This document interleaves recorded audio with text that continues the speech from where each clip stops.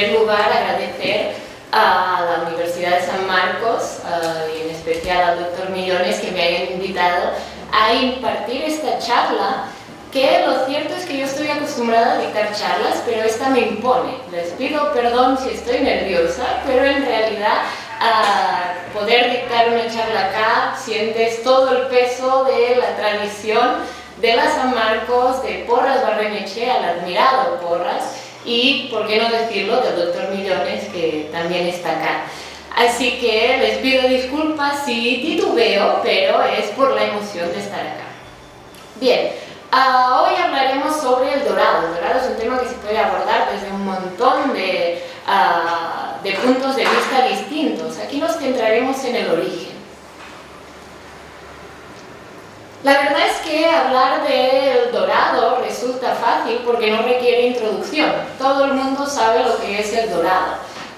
Eso se debe, en parte, a que la leyenda nació en el siglo XVI, perduró en el XVII y en el XVIII, pero es a partir del XIX y el XX, en realidad, cuando la leyenda toma más popularidad.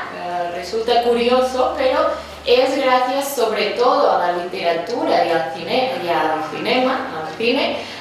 cuando el dorado es conocido por todo el mundo. De hecho, es fácil preguntar a cualquiera qué es el dorado y sabrá contestar, pero pocos sabrán sobre la expedición de Ponce de León en la Florida para descubrir la fuente de la eterna juventud, y eso también existe, ¿no?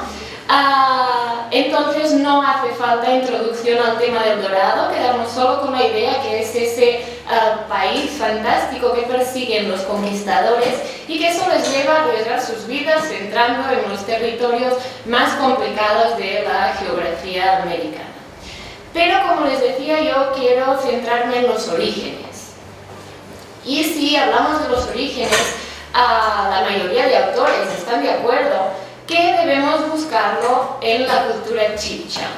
La cultura chibcha, llamada también muisca, de hecho los conquistadores le llamaron muiscas, son una cultura que se asentó en la cordillera oriental de Colombia entre el 600 y el 1536, es decir, su fin coincide con la llegada nada más y nada menos que los conquistadores. Ellos escucharon una palabra que era muisca, que significa gente en lengua chibcha, de ahí que les dieran este nombre. Hoy los muiscas o los chibchas son bien conocidos por su arte orfebre, de manera que ubicar el origen del mito en una cultura que destaca especialmente por sus objetos de oro parece bastante acertado. En realidad, pero el mito nace de una ceremonia concreta. Juan Rodríguez Freire es un cronista de la conquista de Colombia que junto a muchos otros narran esta ceremonia. Lo hace en su libro Conquista y descubrimiento del nuevo reino de Granada, de las Indias Occidentales, del Mar Océano y fundación de la ciudad de Santa Fe de Bogotá, primera de este reino donde se fundó la Real Audiencia y Cancillería, siendo la cabeza se hizo su arzobispado.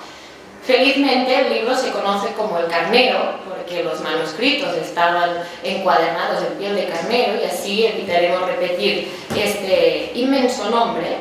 La cuestión es que en El Carnero, Juan Rodríguez Freire narra una ceremonia según la cual, cuando un nuevo chibcha iba a obtener el cargo de gobernador, se le hacía una ceremonia de institución que consistía en que todos los habitantes de su reino se trasladaban junto a él a la laguna de Guatavita.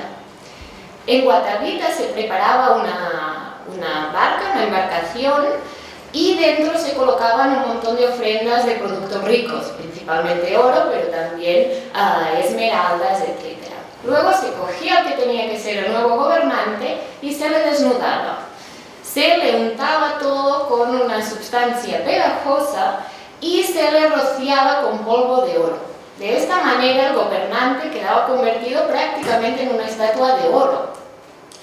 A su alrededor de la laguna, todos los habitantes se dedicaban a hacer ruido mientras acompañaban el trayecto que hacía la laguna hasta el centro, la embarcación hasta el centro de la laguna. Cuando llegaban al centro se levantaba como un paño, tal si fuera una bandera, y el griterío cesaba. Era en este momento cuando el gobernante agarraba todos los productos ricos que tenía a sus pies y los vertía al fondo de la laguna. Una vez hecho esto, se levantaba de nuevo el paño y empezaba el griterío para que el gobernante regresara otra vez a la orilla. Así quedaba instituido un nuevo gobernante chibcha. Lo que tenemos acá, por tanto, es el señor dorado en esencia. Esta ceremonia en realidad nos enlaza perfectamente con la cosmovisión americana. Todos sabemos que las lagunas son ese punto que comunica con el mundo interior, lo que acá, no en Colombia, pero acá en Quichua lo llamaríamos el Ucupacha. Entonces esta ceremonia, a pesar de que la cuenten los cronistas, es fácilmente perceptible que sea realmente de origen chibcha. La cuestión es que ellos tenían además, supuestamente, una leyenda que justificaba por qué había que hacer esa ceremonia.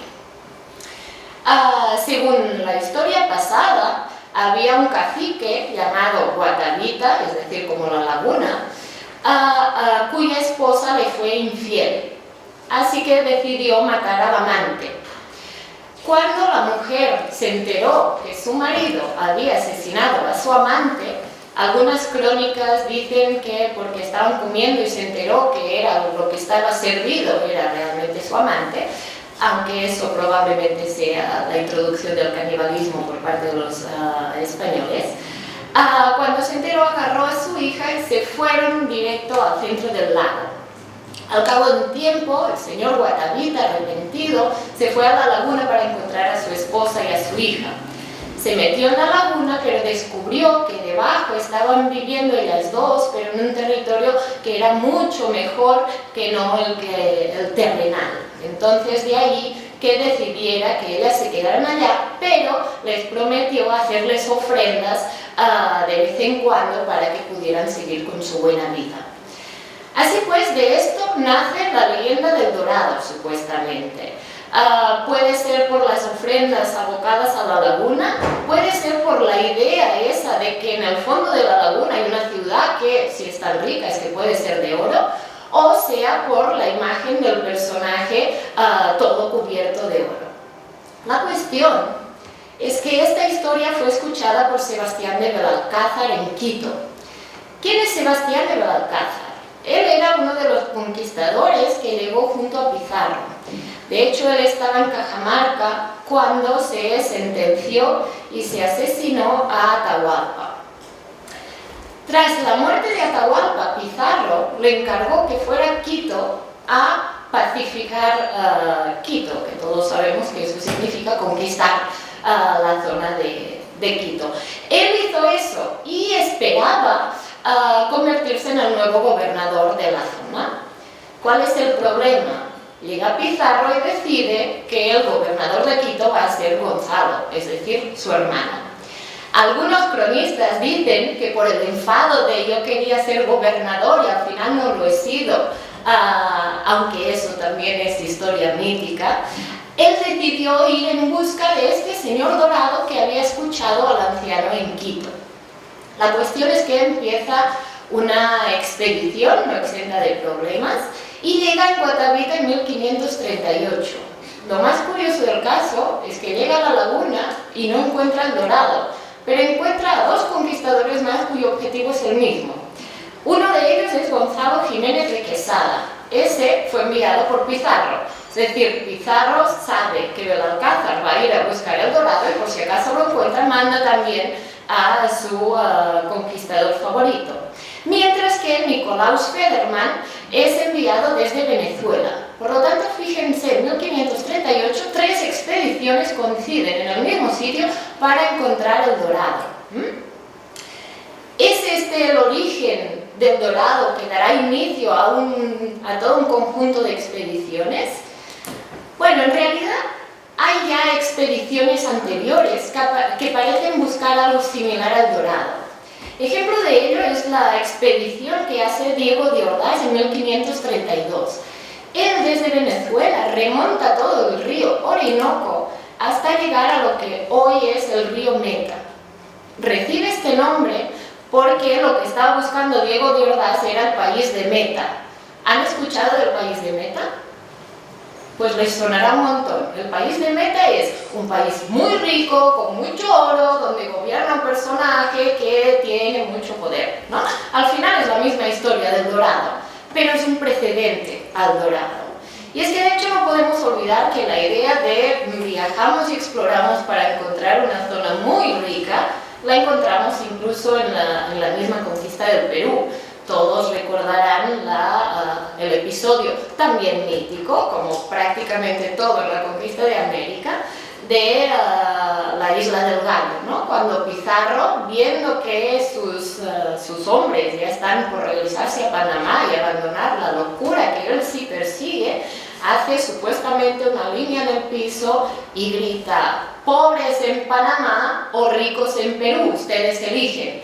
Fíjense que en el fondo la idea es la misma, porque encontraremos un lugar muy rico. Así pues, podemos considerar que la expedición a Guatavita es de las primeras, pero en realidad ya hay un trasfondo detrás. Sin embargo, es a partir de este año 1438 cuando empezamos a nombrar las expediciones como la búsqueda del Dorado. De hecho, es en este mismo año, 1438, cuando dos hermanos, Pedro y Alonso de Heredia, se dedican a buscar el Perú también en Colombia, pero no en la zona de Guatavita, en la cordillera, sino en la zona del norte. La expedición de ellos es la que está marcada en azul. Lo cierto es que, si analizamos un poco todas las expediciones que hubo hacia el Dorado, esa fue la más exitosa. Ellos encontraron restos de la antigua cultura sinú, otra cultura colombiana conocida por su orfebrería. Encuentran algunos cementerios y algunos templos donde pueden recuperar piezas de oro. Este es el motivo por el cual se popularizó en la época la frase «fue un mal día para el Perú cuando descubrieron el sinú», pensando que de repente el sinú sería más rico que el propio Perú. Lo cierto es que su expedición fue más o menos exitosa, pero todos los que le siguieron no encontraron nada. Entre otras cosas porque encontraron cementerios y estaban vaciados. Los indígenas habían visto lo que habían hecho los hermanos Heredia y se dedicaron a sacar todo el oro para que no profanaran sus tumbas. Lo curioso es que el Dorado se puede encontrar en cualquier parte. Hay otra expedición que también formaría parte de esta idea de encontrar el Dorado, que es la expedición que lideró Hernando de Soto a la Florida. Fíjense, en el norte del Golfo de México, es decir, en la parte de América del Norte. Esa expedición es importante porque es la parte más septentrional que consiguió conquistar España, pero lo cierto es que obviamente el Dorado no lo encontraron. De hecho, Soto lo que encontró fue la muerte. Esa expedición es la que da tema al libro, al conocidísimo libro de Garcilaso de la Vega, La Florida del Inca. El Amazonas fue otro centro donde buscar el Dorado, y ese fue reiterativo. Tenemos una primera expedición que empieza en 1541, que la protagoniza Gonzalo Pizarro. Gonzalo Pizarro decide adentrarse en el territorio sudamericano con el objetivo de encontrar el país de la canela. O sea, no el Dorado, el país de la canela, donde supuestamente habría mucha canela, y eso sería muy positivo. Más adelante veremos por qué. No sabemos exactamente cómo, pero al final se mezclan los mitos y acaba con que el Dorado vive en el país de la canela. La cuestión es juntar todas las ideas para impulsar a la gente a viajar. La expedición es un fracaso absoluto, de manera que deben regresarse a Quito. Pero Orellana decide seguir con la expedición, dispuesta a encontrar el Dorado, de manera que empieza a dirigirse hacia el este, y él será el primero que cruzará todo el río Amazonas, llegando a Venezuela un año más tarde, en 1542. Esa expedición no consiguió encontrar el Dorado, pero reafirmó la idea de que en este río pasaban cosas fantásticas, tan fantásticas como que allí encontró las Amazonas, ¿no? Mujeres guerreras. Obviamente no podemos alargarnos en este tema, pero resulta interesante porque más tarde se monta otra expedición que lo que hace es reseguir el mismo camino prácticamente, ¿no? Entonces es como quedó igual que la idea de que sí estaba ahí el dorado. Es la expedición iniciada por Pedro de Ursúa en 1560. Esa expedición es probablemente la más conocida, aunque nada tenga que ver con el dorado. Ellos salen de Trujillo. Ellos son, entre otros, Ursúa y Lope de Aguirre. La cuestión es que, habiendo hecho poco recorrido, Lope de Aguirre asesina a Ursúa y dirige él la expedición, ¿ya? Eso ya nos da también una pista de qué tipo de conquistadores iban a perseguir a El Dorado.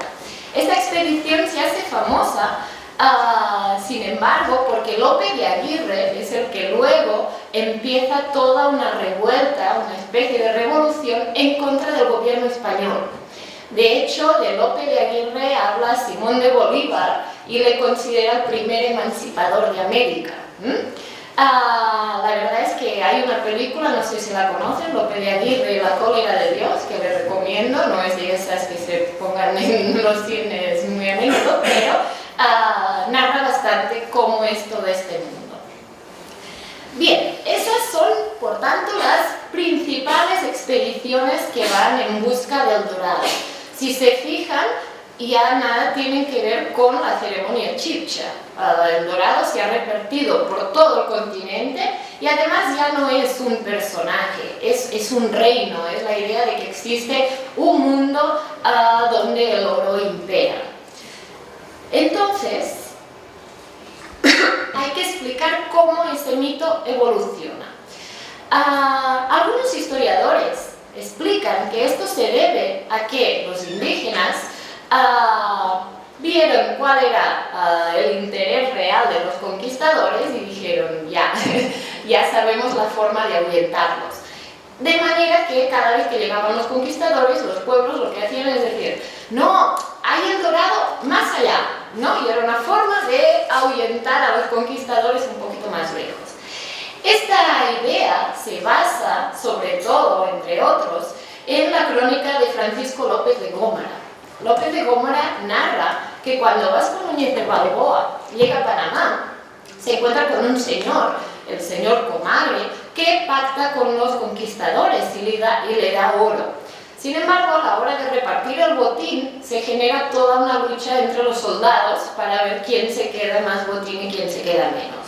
Eso hace que el hijo de Comagre, Panquiaco, diga, aparte de reñirles, ¿no? Lo que hace es decirles, si tanta gana de oro tenéis, yo os mostraré una tierra donde os hartéis de ello. Por lo tanto, la idea es que eso es lo que hacían los indígenas para ahuyentar el dorado. ¿Sería este el origen del dorado? ¿El dorado nacería de la estratagema de los indígenas? La verdad es que personalmente creo que no. El dorado no nace en América, el dorado nace en Europa. Así es que vamos a analizar el origen europeo del mito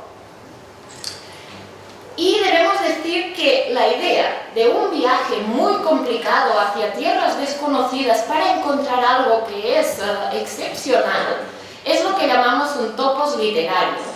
¿Qué es un topos literario? Topos en griego significa lugar, topos literario es un lugar común, es decir, es un tema que se repite a lo largo de la historia en distintas culturas.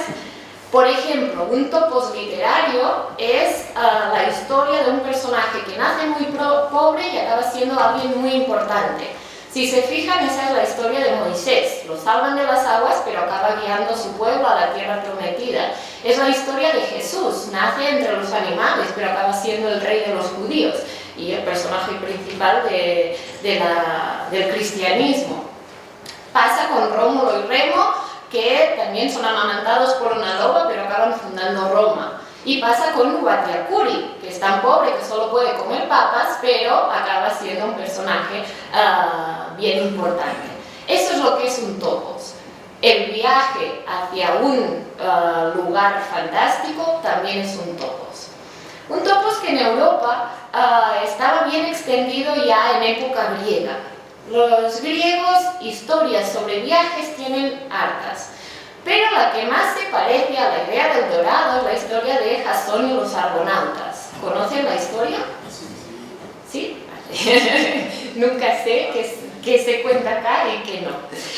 Bueno, para resumirlo, aunque ya lo conozcan, el mito de Jasón es el de un héroe que lo que quiere es recuperar el trono de Iolco. Iolco era un reinado que había sido usurpado supuestamente por un tío de Jasón, Pelias. Él está elegido por los dioses, llega hasta Pelias y le dice: yo quiero mi trono. Pelias lo ve tan valiente que dice: ya sabes qué, yo te entrego el reinado siempre y cuando tú me traigas el vellocino de oro. ¿Dónde estaba el vellocino de oro? En la Cólquide. ¿Qué es la Cólquide? Para los griegos la Cólquide era el fin del mundo, es decir, más o menos como el Amazonas para los expedicionarios conquistadores. Sobra decir que lo consigue a través de construir un barco llamado Argos, al cual mete a los mejores guerreros de toda Grecia, que son llamados argonautas por viajar en el Argos, consigue el vellocino y regresa a recuperar su trono. Como saben, las historias griegas se enlazan, así que podríamos seguir contando este mito hasta mañana por la mañana, pero lo dejaremos acá porque lo que nos interesa es esa parte de la historia. Él viaja para conseguir un vellocino de oro. Si se fijan, la historia es exactamente la misma que la del dorado. Los conquistadores son jasones que van en busca del vellocino dorado, precisamente. ¿Sí? ¿Cuál es la diferencia, sin embargo, entre un mito y el otro? La ficción versus la realidad. El mito griego, para todos los griegos era sabido que era un mito, que era algo de ficción. Mientras que para los conquistadores el dorado es algo que, por muy mítico que suene, es una realidad tangible que hay que perseguir. A ningún griego se le hubiera ocurrido buscar el vellocino de oro, pero sí a los conquistadores. ¿Cómo es posible que, siendo el mismo mito al final, que va mutando a lo largo del tiempo, pase de una ficción a una realidad? Pues mire, eso pasa precisamente porque entre un mito y el otro existe una etapa crucial de la historia europea, que es la Edad Medieval. Una edad medieval en la que se prioriza la fe por encima de la razón. La verdad es que para nosotros, ¿no?, desde la visión actual, es difícil entender que se pudiera creer cosas como el mito del dorado. En la Edad Medieval no, era lo más normal y habitual del mundo. Resulta curioso ver cómo el cristianismo en la etapa medieval consigue eliminar las religiones oficiales, es decir, Zeus, Poseidón desaparecen. Los cultos paganos al solsticio de invierno se convierten en la celebración del nacimiento de Jesús, ¿no? De manera que toda base de paganismo es suprimida. Sin embargo, lo que sí sobrevive y viene de tradición anterior son estas fábulas, estos personajes mágicos, como son, por ejemplo, los que vemos en la imagen, ¿no? Los gigantes, personas con orejas muy largas, amazonas, centauros. Es lo que además en la Edad Medieval se llama mirabilia, entendido como una maravilla, como algo extraordinario, pero criaturas de Dios al fin y al cabo. ¿Cómo es posible que todo esto viva en una sociedad como la sociedad medieval? En realidad, porque se mezcla la ficción y la realidad de forma que es difícil distinguir qué es ficción y qué es realidad. Fíjense, si yo les cuento que existen hombres con unas orejas muy largas, me van a decir que estoy loca. Pero si les cuento que existen caballos con un cuello muy largo, van a decir: claro, las jirafas, ¿no? Entonces, ¿dónde está la frontera en lo que es posible y lo que no es posible? Eso en la Edad Medieval era imposible distinguirlo. Así existen las relaciones de viajes. En las relaciones de viajes, por ejemplo, las de Marco Polo, si alguien ha leído los relatos de sus viajes, se observa como hay cosas que son totalmente totalmente verídicas, pero se mezclan con cosas que no lo son, ¿vale? Otro ejemplo, de repente menos conocido, es la historia del infante Don Pedro de Portugal. Este es un libro que narra un viaje sobre el infante Don Pedro de Portugal, que realmente existió. Entonces narra todo un viaje donde gran parte de las cosas que cuenta, a pesar de ser ficción, son verdad. Pero asimismo, en el libro encontramos la presencia de unicornios, de centauros, de pigmeos, de hombres con voz de perro, de gigantes antropófagos, de cíclopes. Para el lector era imposible discernir qué era verdad y qué era mentira. Y esa mezcla entre la ficción y la realidad en el mundo medieval la ejemplariza perfectamente la historia del Preste Juan. ¿Conocen la historia del Preste Juan? Esta es menos conocida incluso allá. ¿Quién era el Preste Juan? El Preste Juan era un patriarca, era un señor gobernador y religioso al mismo tiempo, que gobernaba todo un reino cristiano, pero estaba ubicado en Oriente, es decir, en medio del territorio musulmán. Su reino era fantástico, y tan fantástico, puesto que era cristiano en medio de los musulmanes, era muy rico en oro, fíjense, muy rico en oro, e incluso tenía artefactos mágicos. Se decía que el Preste Juan tenía un espejo a través del cual él podía controlar todas sus provincias porque las imágenes que aparecían eran de afuera.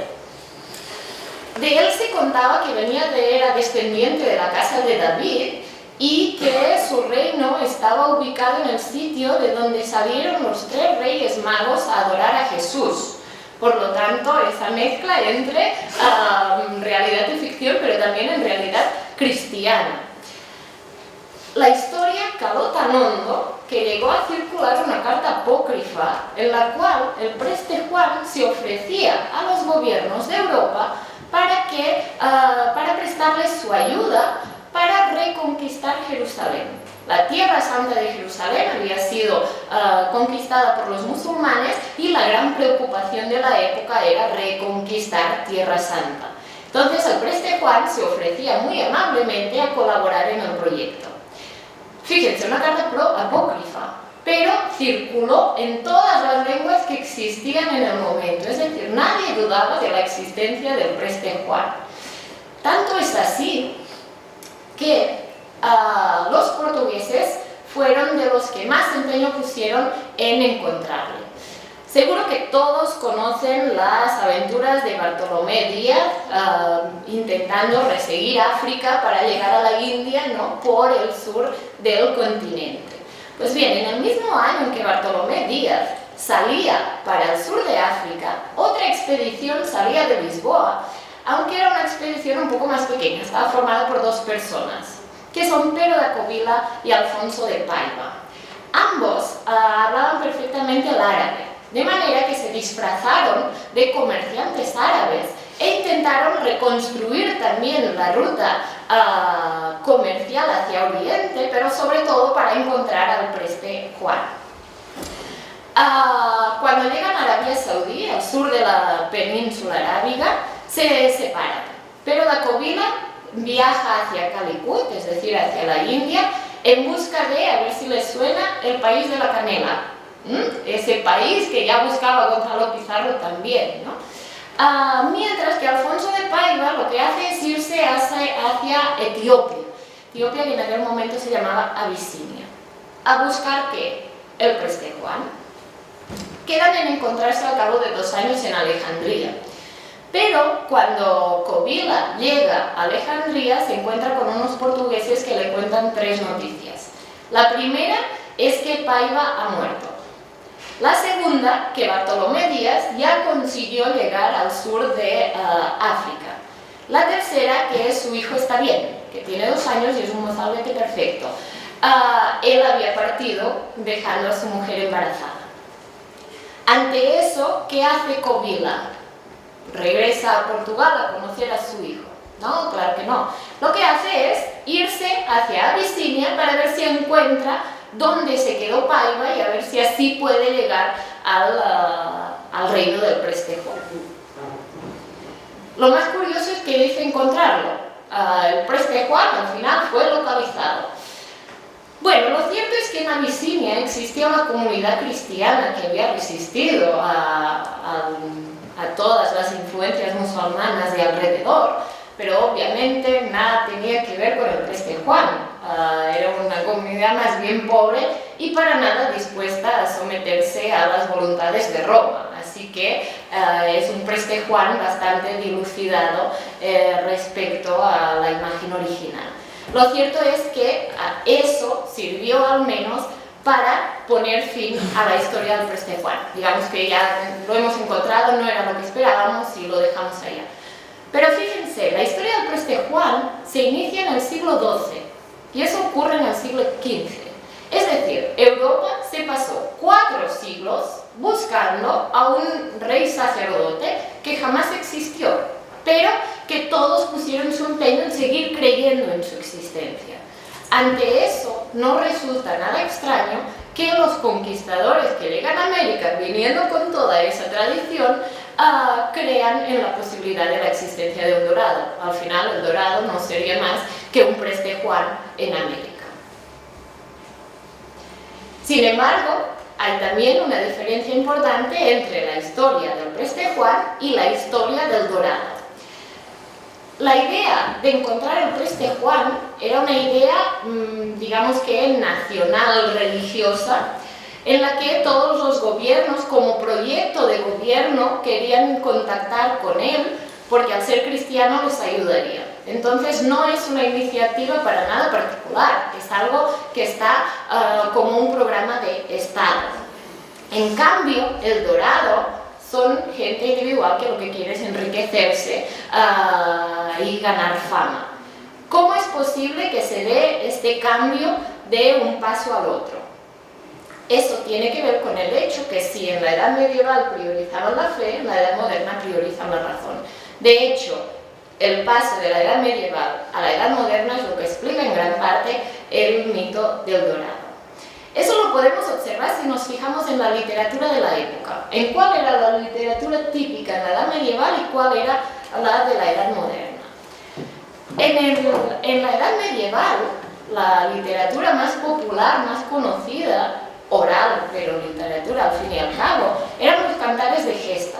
Seguro todos han escuchado, probablemente no tanto como los que hemos crecido en España, pero las historias del cantar del Mío Cid, Rodrigo Díaz de Vivar.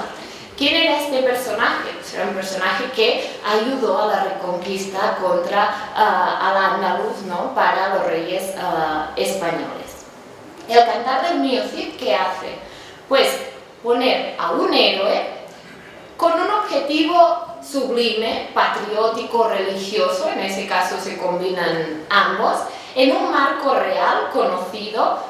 Uno hoy puede seguir la ruta del Mío Cid en Castilla. Por lo tanto, la idea de lo que era heroico en aquel momento era el personaje que encabezaba un proyecto de grandes dimensiones. En eso enlazaría perfectamente el Preste Juan.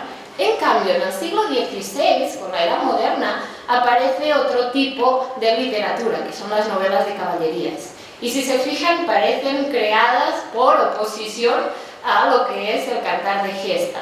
¿Qué son las novelas de caballerías? Historias en las cuales un personaje principalmente solitario lo que está haciendo es perseguir un objetivo personal en escenarios imaginarios con historias fantasiosas. Ejemplo de ello es el Amadís de Gaula, o puede que más conocido la historia de Persifal. ¿Les suena Persifal? Es este personaje creado por Chrétien de Troyes. Chrétien de Troyes es quien introduce el ciclo artúrico de las novelas de caballerías en Francia. Y la historia de Persifal, ¿cuál es? La historia de un personaje que lo que está persiguiendo es encontrar el Grial. Así que, de nuevo, tenemos la historia del dorado en una versión nueva, que es encontrar el Grial.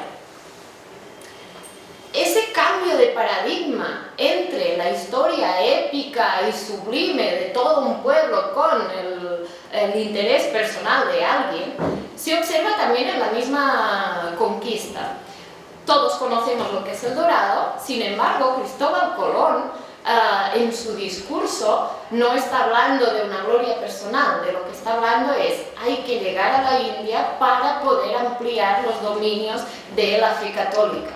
No olvidemos que Colón estaba en Granada con los reyes católicos cuando Granada cae y por lo tanto se acaba, desaparece al-Ándalus en la península hispánica. De manera que la idea de hay que seguir con ese proyecto al estilo Cantar de Gesta es el que está en el inicio de la conquista, pero pronto muta a medida que va creciendo la importancia del siglo XVI. Y es que realmente el paso del siglo XV al siglo XVI es de vital importancia para entender la conquista, para entender el Dorado y de hecho para entender la Europa de hoy en día. ¿Qué caracteriza el siglo XV, es decir, la Edad Medieval? Pues un sistema político feudal. Este sistema político feudal es sustituido en el siglo XVI por las monarquías autoritarias. En realidad, durante la Edad Medieval los reyes tenían poco poder, porque el poder lo tenían los señores. Cuando cae el modelo feudal, los reyes lo que pretenden es recuperar todas las cuotas de poder. Algo para lo que necesitan dinero, y eso es importante tenerlo en cuenta. Ahí lo dejo. A nivel económico, hay un cambio todavía más importante en lo que nos afecta, que es que se pasa de una economía agraria, rural, principalmente de intercambio de productos, allá al primer mercantilismo. Los protagonistas en el siglo XVI no son los señores propietarios de tierras, sino que son los banqueros, los comerciantes, esa burguesía asociada a las ciudades. Y eso implica la importancia del dinero, es decir, de los metales una vez más. De hecho, podríamos decir, poniéndolo entre muchas comillas, que es el inicio de un cierto capitalismo. Pero sobre todo lo que cambia entre el siglo XV y el siglo XVI, entre la Edad Medieval y la Edad Moderna, es el pensamiento. El pensamiento cambia totalmente de perspectiva y se pasa del teocentrismo, donde el centro de todo es Dios, al antropocentrismo, es decir, el centro de todo es el humano. Eso implica que valores como la fe, que eran los únicos que se entendían como válidos para llegar al conocimiento en época medieval, son sustituidos por la razón y el conocimiento empírico. Uno debe experimentar y de ahí aprender. Lo que nos resume eso es una idea importantísima. En el siglo XV las cosas pasan por una providencia divina. En el siglo XVI porque las personas impulsan que pasen. Todo ese cambio de paradigma, toda esa nueva forma de pensamiento es lo que llamamos el humanismo.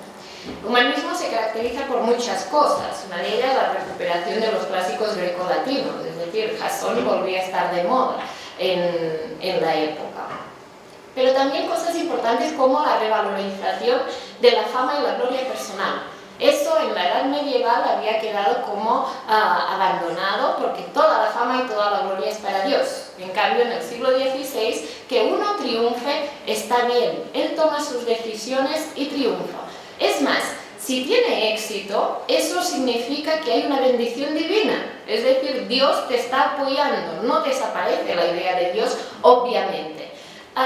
Pero si Dios te está ayudando, tú puedes hacer ostentación de tu riqueza. No es un pecado como ocurría en la Edad Medieval. Eso explica por qué los conquistadores no solo buscan el dorado por el oro, sino también por la fama y la gloria. Es una época en la que todo el mundo debe destacar, porque destacar significa que tú has hecho bien las cosas y que Dios te está bendiciendo. Bueno, en realidad el humanismo también incluye el optimismo en el ser humano, la idealización de la realidad o el epicureísmo, pero digamos que estos aspectos no afectan tanto a lo que nos centramos aquí.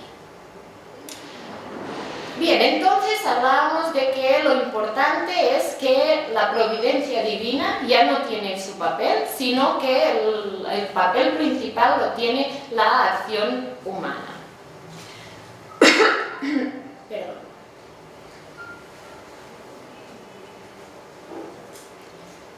como saben, todo cambio en el pensamiento normalmente viene sujeto a una realidad histórica. ¿Cómo es que a la Europa del siglo XVI le interesa cambiar de paradigma? O sea, no es una cosa que se sientan y digan, a partir de mañana vamos a crear cosas distintas. Pero sí es cierto que, según la evolución de la sociedad, se piensa de una forma o de otra. Hay un momento clave en la historia de Europa, que es la que explica por qué ese nuevo paradigma en el cual la acción individual es más importante que la acción religiosa, que es la caída de Constantinopla en 1453. ¿Qué es Constantinopla? Constantinopla es actual Istambul, era la capital del Imperio Romano de Oriente, en contraposición a Roma, que era la capital del Imperio Romano de Occidente.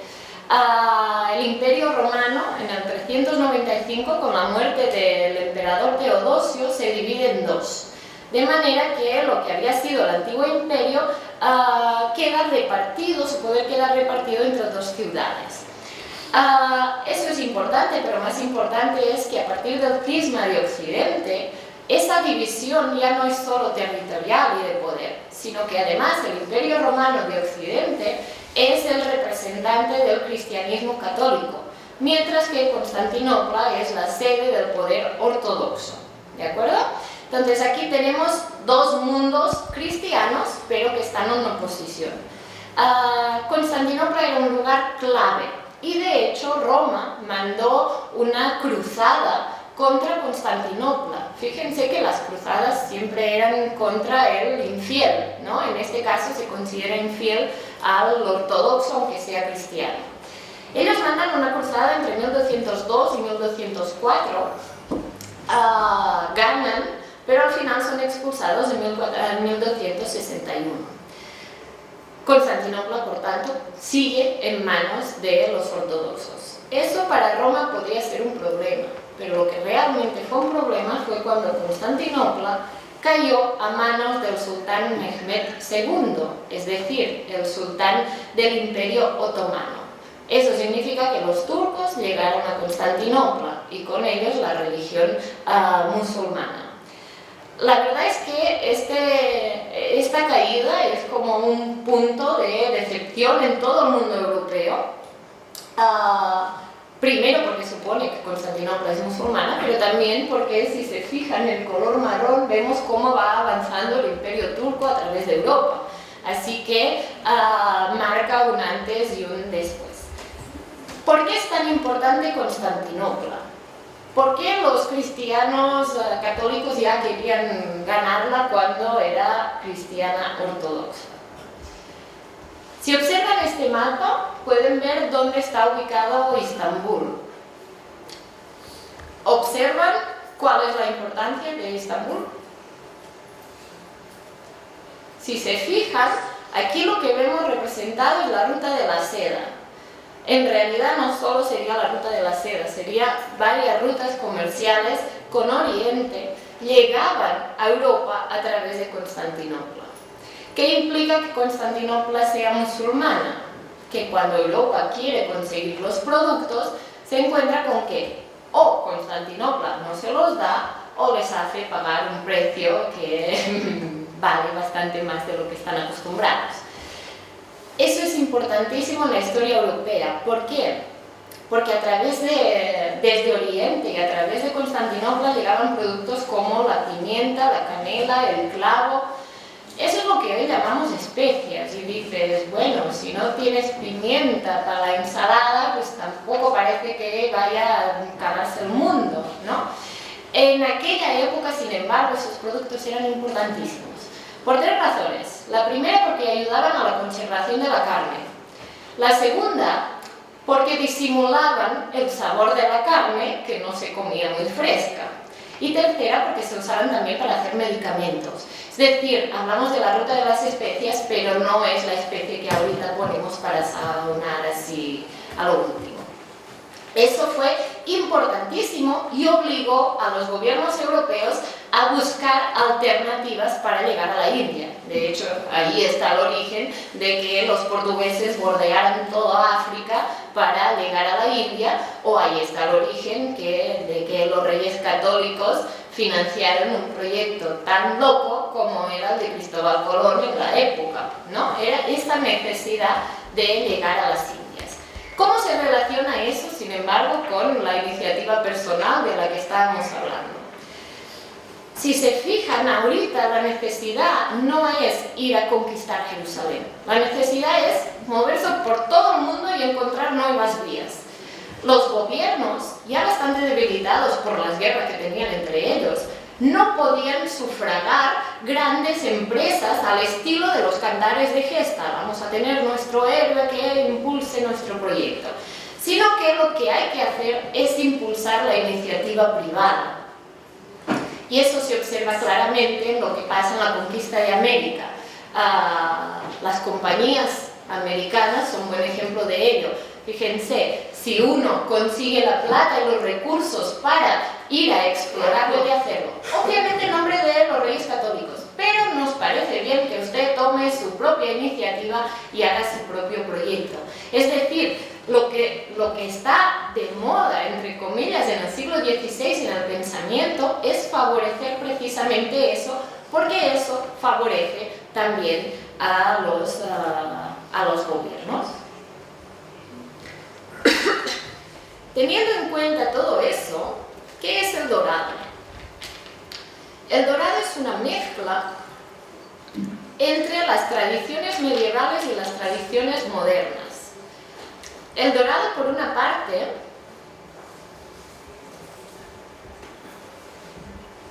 requiere de la tradición medieval de creer que la ficción puede ser realidad, de que haya una mezcla y no sepas dónde acaba el mundo tangible. Sin eso no sería posible que los conquistadores hubieran creído en el dorado.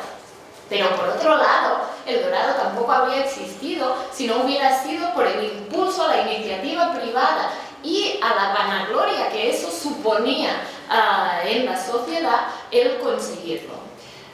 Eso nos demuestra que el dorado en realidad es un mito europeo, nace aquí, que luego ellos lleguen aquí, quiero decir aquí en la pantalla, en Europa, que ellos lleguen aquí, ahora sí, a América, y se crean los cuentos, si es que era así que les contaban los indígenas, no era posible sin que hubiera toda esa tradición detrás.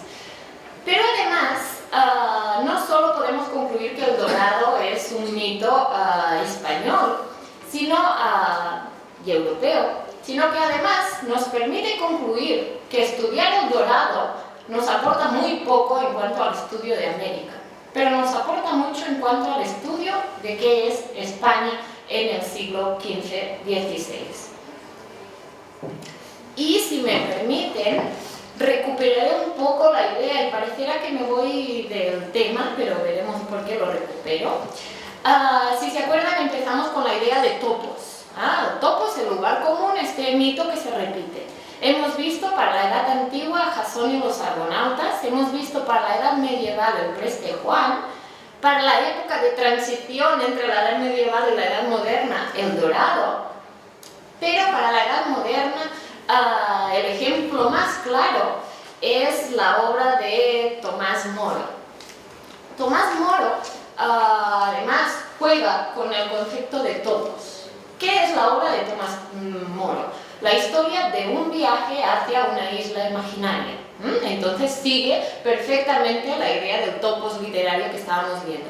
Sin embargo, él crea un neologismo, es decir, se inventa una palabra a partir de raíces griegas y crea la palabra utopía. Utopía es topos, utopos, solo que delante se puede añadir. Aquí los investigadores discrepan. Algunos dicen que es ou, que viene de ou, que significaría no, el no lugar, y otros de eu, el buen lugar. Sea como sea, utopía es un buen no lugar. Resulta interesante porque la obra Utopía lo que está haciendo es incorporando toda la esencia de lo que supone el humanismo, de lo que supone la edad moderna a todo este mito. Como bien sabrán, él habla sobre una isla llamada Utopía, donde no existe la propiedad privada, donde todos los cargos son elegidos por voto, es decir, una sociedad ideal, incluso ideal para los que estamos viviendo en democracia, se supone. Entonces, ¿qué es utopía? Es la evolución moderna del topo literario. Los griegos lo tenían como ficción, los medievales se los creen, los modernos hacen abstracción de ello e intelectualizan. Es en este momento cuando se empieza a intelectualizar, a pensar cómo debe ser la sociedad, cómo debe ser la política, cómo debe ser la economía, etc. En realidad, Utopía es una crítica durísima a la Inglaterra del momento. No podemos olvidar tampoco que él escribe en el mismo momento en que Maquiavelo está redactando Su Príncipe, que en el fondo es también otro ensayo sobre política y reflexión de cuál sería el mundo más adecuado o no. Así pues, tenemos que el dorado es la transición hacia esa etapa y que Utopía representa la culminación de todo este proceso de racionalización de la sociedad. Sin embargo, si se fijan, las fechas no nos cuadran para nada, puesto que Utopía, supuestamente el gran ejemplo de que la sociedad ya es muy moderna, es del 1516. En cambio, las expediciones de las que hemos hablado al inicio, fíjense, Guatavita y Sinú en 1538, la Florida en 1539-1542, la ruta de Orellana por el Amazonas 1541-1542, e incluso la de Ursúa y Aguirre todavía más tardía, 1560-1561. ¿Cómo podemos cuadrar eso? ¿Cómo es posible que haya que el mito del dorado plasme esa transición entre la edad medieval y la edad moderna cuando la edad moderna está perfectamente ya instituida en Europa?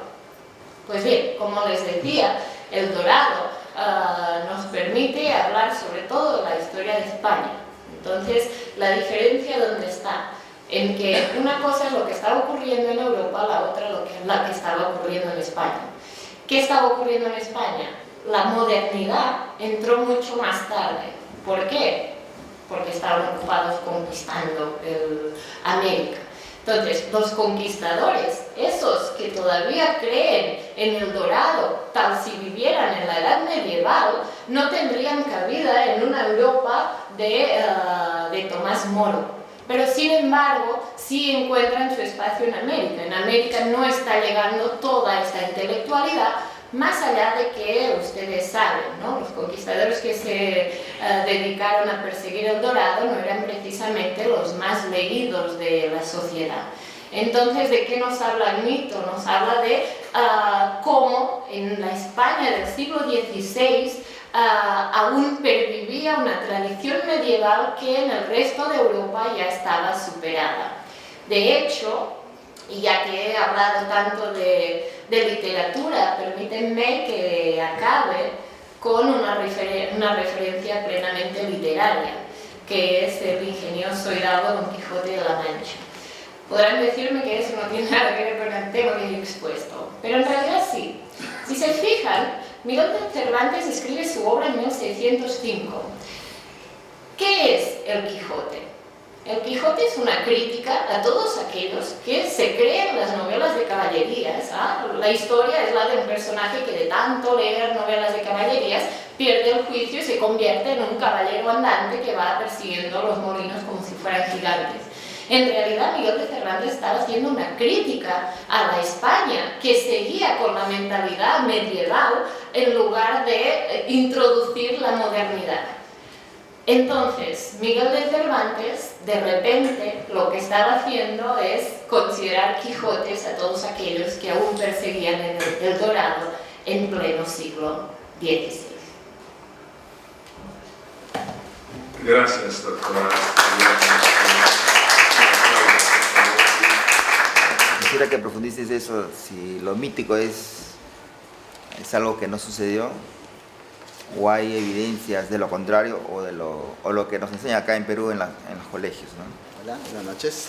Quisiera saber si para Francisco Pizarro, él consideraba que había encontrado el dorado en los incas, por ejemplo en la captura de Atahualpa. Quería hacer una analogía.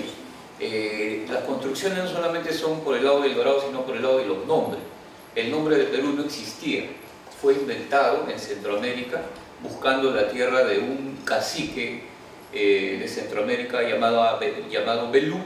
Esto Porras Barrenechea lo escribe, y por añadidura morfológicamente va cambiando el nombre por Perú, es decir, nunca pensaron encontrar el imperio del Tahuantinsuyo, sino el Perú, que fue inventado en Centroamérica, ¿no? Y le pusieron el nombre a Perú antes de encontrarlo incluso, ¿no? Entonces, esa es una analogía, pero en cuanto al dorado, creo que también hay algunos mitos en la conquista del virreinato de Nueva Granada, o el virreinato peruano posteriormente, buscando en Chachapoyas, en diferentes partes de la selva, el Gran Pajatén, el Paitití, todo ello, el dorado, ¿no?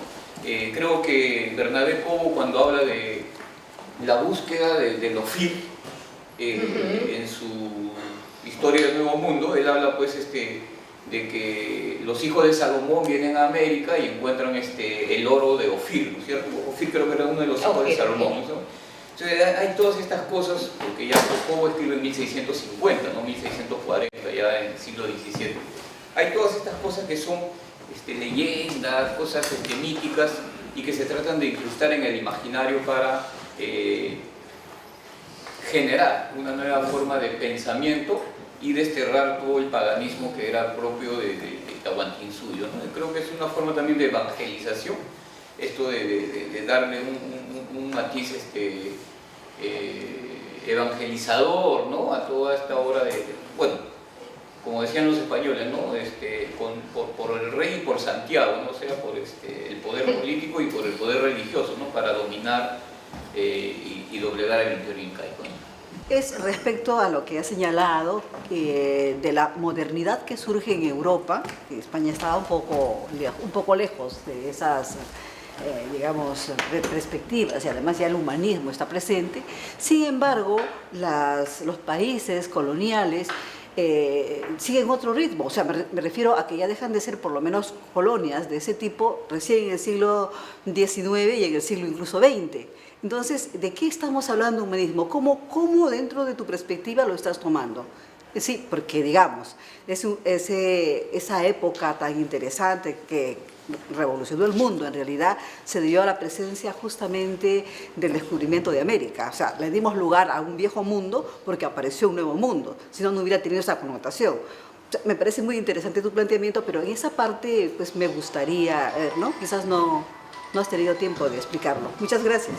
Muy interesante porque nos plantea una forma de ver diferente de cómo nos han engañado durante tantos años aquí en América, y justamente con la ayuda de los clérigos intelectuales desde la San Marcos, y cómo es que en realidad se veían las cosas desde Europa, ¿no? Con las verdaderas intenciones, ¿no? En realidad es un mito, y creo que usted tiene estudios sobre antropología. No sé, de repente no he escuchado bien la presentación de sus méritos, pero sería interesante que nos diga cuál es su concepto de mito, de ficción, porque usted va a esa historia hacia atrás con conceptos neoliberales, ya, ¿no? De un liberalismo intelectual muy cultivado por su parte, y asume que de repente el mito de Jasón y los argonautas fue un mito en el tiempo en que ellos lo creían. Hay un término que es archiconocido en nuestra cultura, que es la filosofía, ¿no? Y los antropólogos hablan de creencias, ¿Cuánto de lo que se ha afirmado esta noche sobre el mito del Dorado está bien conceptuado, está bien descrito o argumentado en esta noche? Y por supuesto, quería no por una cuestión de ocio, sino por saber cuál es su concepto sobre lo que es mito, lo que es ficción, y si podría añadir su propio concepto de lo que es utopía, no el de Tomás More, por supuesto. Tengo una curiosidad, nos ha dejado claro esa exposición de que venían en búsqueda de un dorado. Y lo que hemos escuchado también muchas veces en colegio, todos los peruanos, es que una de las principales razones de los conquistadores era evangelizar. Esta es una pregunta personal en realidad, ¿no? Desde su punto de vista, ¿los españoles en realidad llegaron en búsqueda de riqueza o por evangelizar? Usted empezó hablándome sobre el mito, que yo dije el mito de los 13 de la fama. No sabemos qué ocurrió. O sea, las crónicas, ¿quién las escribe? Entonces siempre tendremos la duda de qué ocurrió claramente. Lo que sabemos seguro es que no eran 13, por ejemplo. El hecho de que Pizarro hiciera eso puede ser real o puede ser que el cronista ha querido poner un episodio bonito y épico. No olvidemos que la construcción de España en el siglo XVI pasaba por todo un discurso épico que estaba reivindicando la conquista de América. Entonces, personajes como Pizarro eran venerados como los más. Entonces, esos episodios que tienen esa épica tan bueno, ricos o pobres, y síganme, yo sigo, probablemente sean exageraciones porque recuerdan mucho a los textos literarios de la época. En realidad, contestar a su pregunta sobre qué pasó y qué no pasó, no puedo contestarlo, no lo sabemos. Yo siempre digo el mítico episodio, en tanto a que todas las crónicas traslucen esa idea de darle una épica de la cual es obvio que hay una cierta manipulación, a veces consciente y a veces inconsciente. De hecho, todo el relato que tenemos de la conquista, especialmente acá, donde no existían fuentes escritas, que esa es la gran pena que tenemos los andinistas, ¿no? Al menos en América hay alguna versión que puedes conocer algo de la otra parte, ¿no? En el caso del Perú lo que conocemos es toda la historia que nos han contado única y exclusivamente los españoles. Es cierto que hay algún cronista indígena, pero al final si un cronista podía publicar una obra es porque había pasado la censura del gobierno español. Entonces tampoco es que los indígenas, que las crónicas indígenas sean más objetivas en este aspecto. Así que yo normalmente hablo de la conquista como que todo el relato de la conquista es mítico, y ahí voy a responder un poco a su pregunta también. Aquí no he intentado hacer una conferencia antropológica, yo soy historiadora, y no he querido entrar en conceptos de mito, ficción, qué es el mito, qué es la ficción, qué es la realidad y cuál es el pensamiento desde la filosofía, por ejemplo. Aquí he intentado analizar el contexto histórico que nos lleva a una realidad. Entonces sé que he usado las palabras a la ligera, pero en realidad es transmitir esa idea. Es transmitir la idea de que pudo hacer la línea del piso o no, pero queda bonito, entonces lo escribo, ¿no? Ahí mi apreciación, a que en realidad toda la historia de la conquista en el fondo es en cierto modo mítica, de narrar lo que quiero explicar.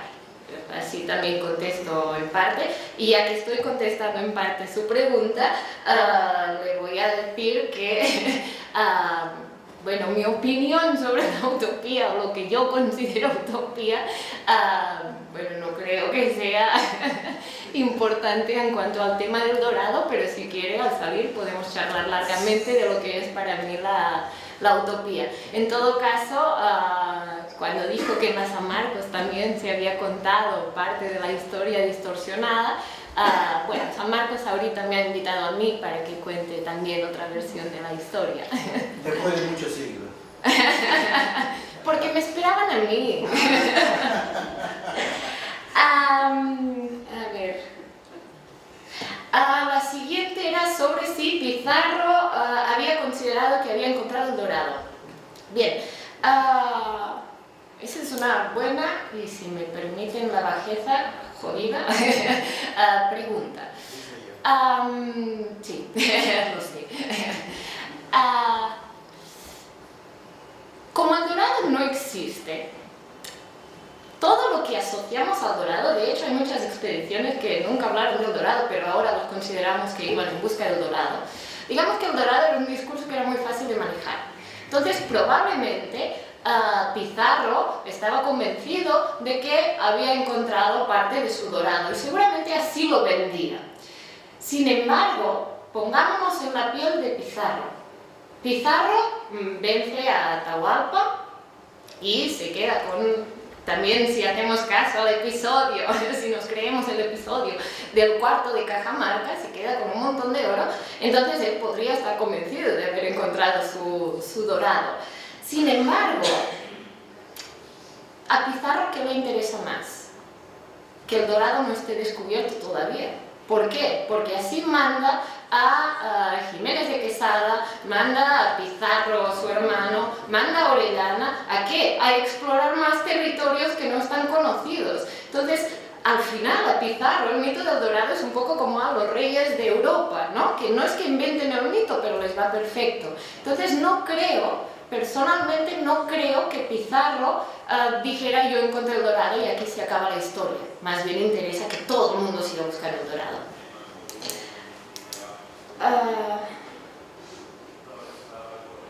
Con lo de los nombres allá al fondo, con lo de los nombres totalmente cierto, al final el Perú, ¿no? Es una invención también al estilo del dorado. Y la otra pregunta era, sí, sobre el cristianismo, ¿no? Y cómo en un determinado momento es como que si el dorado se quisiera sustituir por una idea más religiosa, más cristiana. Eso es cierto, es interesantísimo y es un tema que no pude abordar acá, pero es muy interesante. ¿Se acuerdan de Parsifal, el de la novela de Chrétien de Troyes que va en busca del Grial? El Grial, en origen, era un objeto. Cuando toma tanta fama, lo que hace el cristianismo es considerar que es un objeto, el Santo Grial, que sería el cáliz que conserva la sangre de Cristo. Con el Preste Juan se observa algo similar. Como son 4 siglos de historias sobre el Preste Juan, se observa una gran evolución entre diferentes crónicas. Entonces, hay crónicas que solo destacan que es un señor muy rico, en otras que es un señor muy rico y que además tiene su espejo y todos sus artilugios mágicos. Pero pronto se convierte en un señor cristiano. De manera que en realidad sí que el cristianismo intenta convertir todos esos mitos, o sea, de entrada ya interesa que todo el mundo busque el dorado. Si lo hubieran encontrado, probablemente habría habido el discurso religioso detrás. Y ahí es como poquito a poco se va construyendo como el ejemplo de Ophir que usted citaba.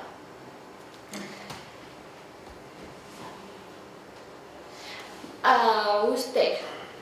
No sé si entendí muy bien la pregunta, o sea, creo que la pregunta iba por el concepto de modernidad, ¿no? Que al final, ¿cuándo llega la modernidad? Eso de repente debía haberlo explicado desde un inicio, así que les pido disculpas, pero yo en todo momento, cuando hablo de modernidad, en absoluto me refiero a la modernidad que entendemos cuando estamos hablando de modernidad.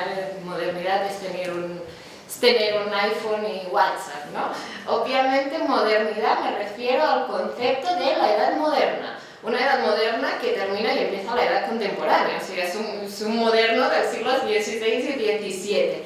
Entonces, es en este sentido que he tratado la modernidad. Cuando yo digo que la modernidad empieza en España un poco más tarde, me refiero a todas esas ideas vinculadas al humanismo, a esta nueva concepción de lo que es el individuo, porque España está ocupada conquistando América. A eso me refería. ¿Contesta eso su pregunta?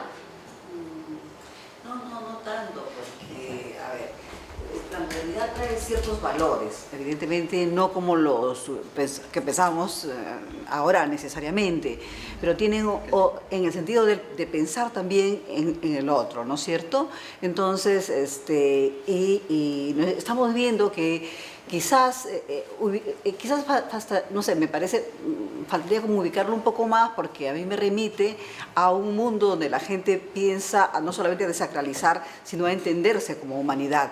De ahí viene justamente la utopía de Tomás Moro, o sea, querer otra cosa.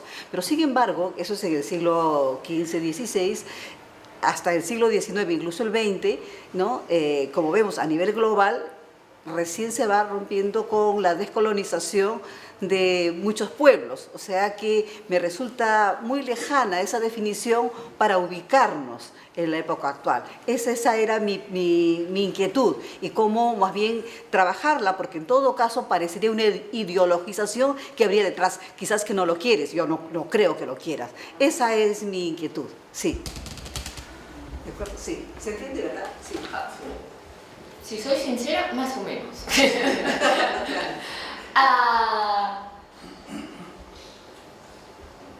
Sí, es que creo que no se relaciona la modernidad con lo que está pasando actualmente. O sea, cuando hablamos de modernidad en este momento, y yo me refiero únicamente a este momento, es la concepción moderna en contraposición al pensamiento medieval. Es decir, moderno no es descolonizar o pensar en el otro. La utopía es o sea, ni tan solo la utopía es una muestra de modernidad, es la elaboración y la forma en que se piensa y se abstrae para escribir la utopía. No es que lo que define el libro de la utopía sea lo moderno, sino que la utopía, el libro, es fruto de la modernidad, que es una modernidad que lo que hace es priorizar la razón por encima de la fe, es una modernidad que lo que hace es ubicar al individuo al centro. En realidad, en el siglo XVI, Europa se descubre a sí misma.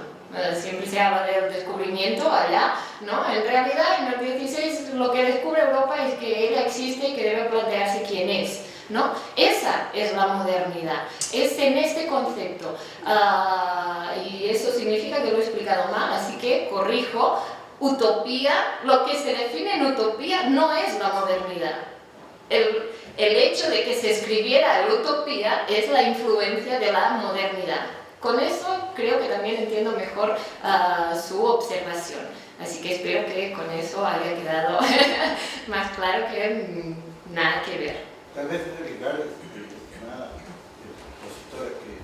la modernidad en Europa comienza pragmáticamente con la invención de la imprenta. El evento tremendo de la reforma o de las nacionalizaciones de las iglesias en sus naciones respectivas también trae consigo la ruptura con esa cosmovisión del medioevo, pero eso no se concreta necesariamente en obras literarias, pero si podemos leer a Erasmo de Rotterdam en El Elogio y la Locura, podemos leer a Hobbes en el Leviatán, vamos a ver que ya la abstracción entra en la cultura de Europa y se forman instituciones a partir de abstracciones. Eso ya es un poco más por fuera de la literatura que usted nos ha traído sobre la importancia de la visión literaria y todo esto, este tema del Dorado, pero creo que cuando allá están en el humanismo, aquí están los paganos españoles, están destruyendo aquí América y pensando en qué historia le van a contar a los reyes allá para que los dejen enriquecerse y llevarse todo lo que puedan llevarse para allá. Ahora, esto es muy discutido, pero en realidad sí hubo un gran trabajo, yo creo, por parte de la Iglesia de Roma y de los reyes católicos para tratar de configurar una realidad diferente de lo que sucedía en los virreinatos de este lado del mundo. Sí, es justo eso. O sea, yo aquí me he centrado en los ejemplos títulos literarios porque son los que nos enlazan mejor con el mito del dorado. Pero justo el humanismo, la modernidad, sería interesante de repente hacer una charla sobre qué es el siglo XVI en Europa, porque justo usted lo ha definido muy bien, y ya no es solo la imprenta, la reforma, no, hay muchas cosas más, ¿no? Es el conocimiento, la exploración, eso es la modernidad, exacto. Y la última pregunta era la tuya, creo, que me preguntaste a nivel personal, ¿no es cierto? Sobre si los españoles vinieron por la riqueza o para cristianizar. Cuando me dice que es una pregunta personal, imagino que me la hace como española, ¿no es cierto? Bien, está bien separar que es una pregunta personal y que no es de investigadora, puesto que yo como investigadora no soy española, ni tengo religión, ni nada.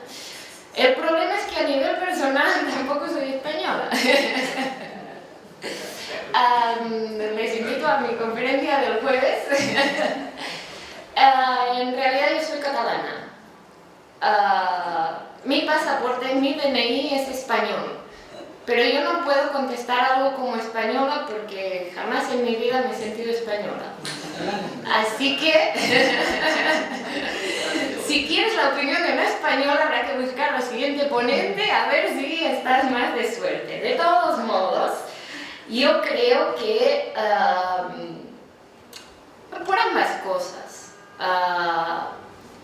Una cosa es, una vez más, el discurso que se elabora para justificar, ¿no?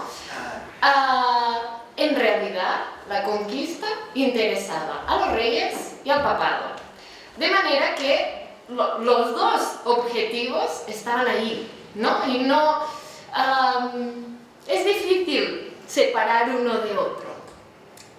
Los reyes querían riqueza, querían la forma de conseguir las dichosas especies, ¿no? Por lo tanto es obvio que querían ampliar territorio y poder político, así que eso está fuera de todo lugar. Además, en el contexto en el que decíamos que nace el mercantilismo, es obvio que todos los conquistadores lo que querían era ganar plata.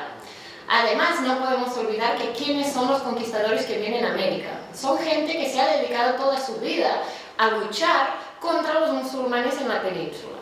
Entonces, son un montón de personajes, hijos de hidalgos, que en realidad no tienen su sitio en la sociedad. En el momento en que se acaba la reconquista, digamos que hay como un montón de gente sin trabajo, ¿no? Esos son los que necesitan una forma de sobrevivir, y si además pueden alcanzar la gloria personal, ya es el sumo. Entonces, por parte de los conquistadores, las personas, las historias personales de cada uno, es obvio que lo que quieren es encontrar riqueza. Probablemente a ellos no les importe tanto si el evangelio se reparte o no, ¿no? En cambio, a nivel político y religioso macro, sí que vemos que tanto a los reyes les interesa como también a los cristianos. No olvidemos que justamente en esta época es cuando hay la reforma de los protestantes, que también hay 30.000 grupos y sería complejo hablar de eso. Pero lo cierto es que el cristianismo católico cada vez tiene menos gente en sus filas. Así que poder ir a América y que todos sean cristianos católicos es algo que también interesa a la Iglesia. De manera que distinguir si venían por el oro o por la cristianización es difícil. Lo que está claro es que la cristianización servía como discurso legitimador para buscar el oro. Así que al final todo queda como muy bien atado y muy bien definido. Bien, gracias, doctora Torletas, por la ilustrada exposición. O si es que hay de repente alguna última pregunta. A ver, una última pregunta. Un comentario preliminar. Fue muy breve en la anterior intervención. Si bien es cierto, con tu respuesta anterior has afirmado que todo es mítico hasta cierto punto, de lo cual mucho vamos vamos a discrepar mucho en ese sentido bastante, puesto que desde el punto de vista de la imprenta y lo que recibimos y no se puede modificar por intereses que a estas alturas de la historia sabemos que existen intereses para que la educación se mantenga como está en este ciclo, a pesar que las TIC ahora sí ayuda a conocer mejor y interpretar, cruzar información, aún en países como el nuestro hay intereses por el cual aún mantenemos esta educación. Pero personajes o las labores de personajes como el tuyo, y como muchos, y como Porras mismo, hace que podamos conocer mejor nuestra historia. Y que lamentablemente eso no se traduce en la educación escolar, ¿no? Lamentablemente, porque sería otra nuestro conocimiento del país, nuestra identidad, y muchas cosas que ahora, personas que asistimos a estos eventos, podemos conocer mejor. Es más, en España, hasta donde tengo entendido, el componente educativo de desarrollo de identidad es fuerte a nivel escolar. Sin embargo, acá, en el país, no. Es más, la ley está, pero no se implementa. Actividades educativas como patrimonio o como religiosidad andina no está, pero la ley está dándose, pero no se va a dar. Sabemos también, y eso, a ver si entra, y por ahí viene la pregunta final, que el nivel presupuestal para educación a países como nuestro está delimitado por la banca mundial. Y eso salió a luz a través de un audio que se tradujo, se evidenció en Argentina, ¿no? Cuando se condicionó al gobierno argentino a que se te apoya al gobierno en la medida que tú bajas el presupuesto al Ministerio de Educación. Eso lo sabemos todo. Pero en fin, son cosas. Pero a lo que voy y quiero capitalizar tu experiencia de lectura de las crónicas en general. En este sentido, en que si en las crónicas que tú has leído, porque acá no las hemos enfocado la parte religiosa, pero más allá del catolicismo, lo que quiero capitalizar es tu investigación, si en esa crónica había un conocimiento, una difusión sobre la religiosidad andina de aquellos tiempos, si se calificaba como religión lo que teníamos nosotros, porque a la luz de los hechos actuales, y hay dos eventos, por ejemplo, en agosto, septiembre, hay un congreso de la Católica que ha denominado Patrimonio Religioso Peruano, en el cual solamente se toca las actividades de la Iglesia Católica Romana en nuestro país, en este territorio. Lamentablemente, no consideran lo andino como religión. Hoy se ha iniciado una exposición en el Ministerio de Cultura, el llamado a desarrollar mejor todo lo nuestro, una exposición denominada Religiosidad Andina. Antes de venir acá, me he dado un recorrido por ahí. Lo único que se menciona de lo andino, propiamente, porque mal utilizan el término, es que ha habido unas aretes, unas sortijas y unos monumentos de orfebrería que eran parte de lo que se practicaba como lo místico en aquella época. Y el resto, que es 99.99% de lo que hay en esa exposición, es lo desarrollado por la Iglesia Católica Romana en nuestro territorio. Entonces, vamos a esto, ¿no? De que si bien es cierto, pero es conocido por lo andino, por lo prehispánico, pero nuestras autoridades actuales practican lo hispánico en adelante. Y como no hay voluntad ni académica, y eso sí hay que relacionar a San Marcos, que sí difunde esto, la católica no, la de Lima no, la Richie no, las universidades particulares me refiero. Y ahí quiero profundizar en tus crónicas, para reiterar la pregunta que hice. ¿Qué lectura, o en todo caso, qué concluyes tú de tus lecturas, de esas crónicas, de la existencia de la religiosidad andina como tal en aquella época? Yo lo que puedo decir es que hice mi tesis sobre la divinidad Tillapa, el dios de los rayos y los truenos en el Imperio Inca. Así que justamente en lo que se refiere a religión y religiosidad andina en serio, de las crónicas se puede extraer mucho. Cierto es que siempre tenemos la duda, porque siempre te queda la sensación de que no podrás saberlo todo, porque no hay escritura en los Andes y eso es un gran problema. Yo acá no he hablado de religión, básicamente porque el tema del dorado no invita a hablar de religión, pero es obvio que la riqueza religiosa que hay en el Perú en época antigua e incluso actualmente es enorme. Y sí que es cierto que desde todos los países debería valorarse la historia propia de uno mismo, ¿no? Y a veces, a mí me da la sensación a veces que lo peor que hizo la conquista acá, sí que hizo muchas cosas malas, pero lo peor fue conquistar la autoestima. Y creo que en eso se nota cuando a veces, ¿no? Bueno, lo que me decía del evento religioso en la católica, es bien interesante el evento, solo habría que cambiar y ponerlo de cristiano y ya estaría, ¿no? Entre otras cosas porque la católica tiene muy grandes especialistas también en religión andina.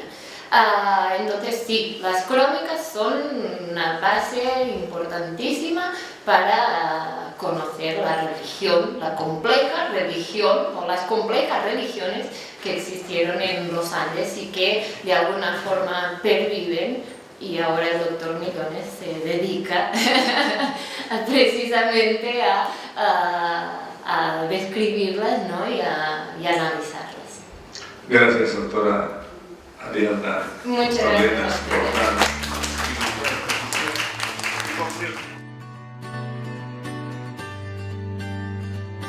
Muchas gracias a todos.